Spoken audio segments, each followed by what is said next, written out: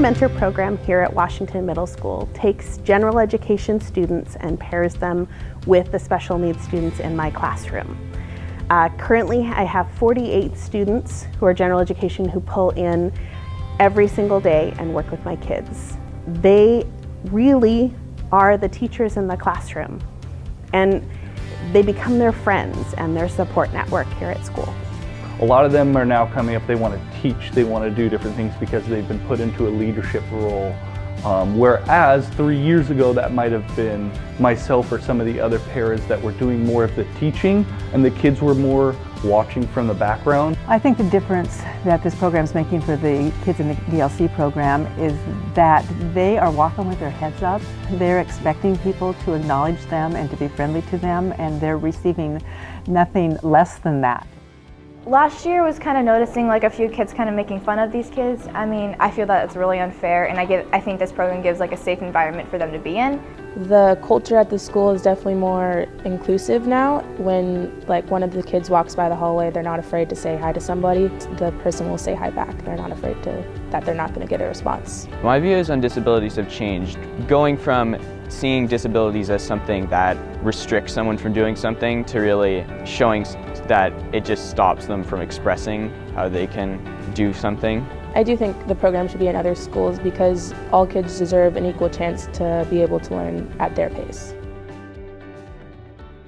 So my special education students, the positives for the Peer Mentor program have been massive.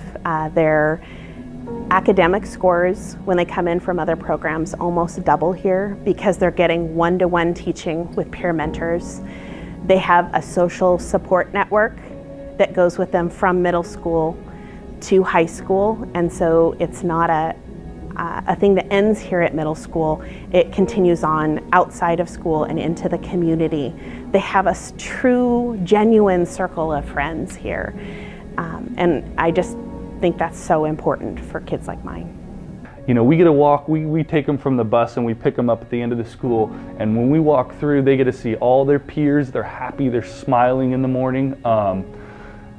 They recognize faces, smiles, you know. We then have the peers coming up to them. I just think it's just created just a more family environment here with the DLC class. In the past, our kids in special ed were sometimes avoided or segregated, might be a better word, but now they're embraced, and the high fives of the numerous kids that go past them at lunch, or they sit down and eat with them, or they walk them to class.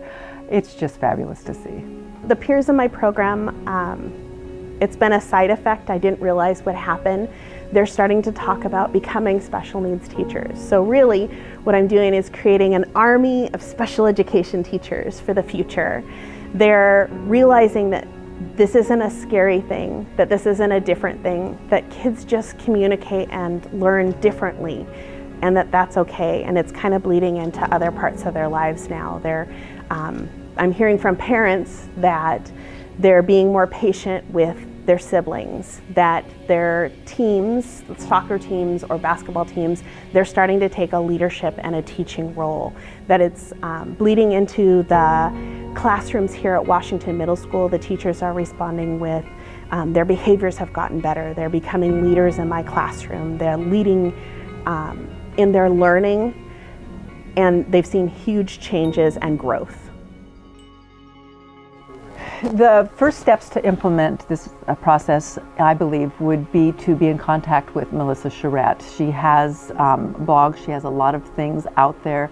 She's very open to having people come and visit, and start slowly.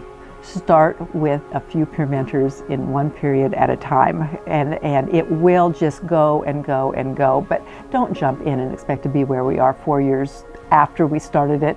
Start slowly, give it a shot, and you will be amazed at how it will grow on its own. Kids want to be peer mentors in there. It's a big deal.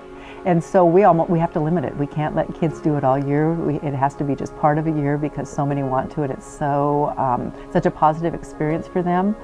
So start slowly, get information, and you will love it.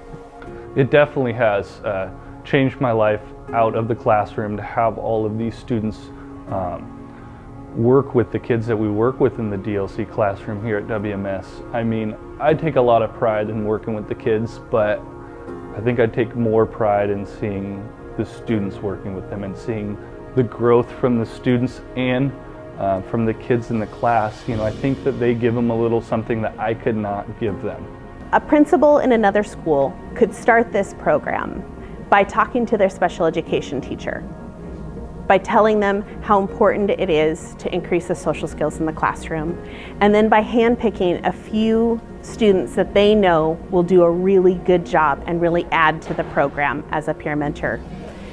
Then the program can grow naturally from that point on. They would need to train the paras and the peer mentors explicitly on what needs to be taught and how it should be taught. And then as soon as those couple key people are up and running, then start to build your army.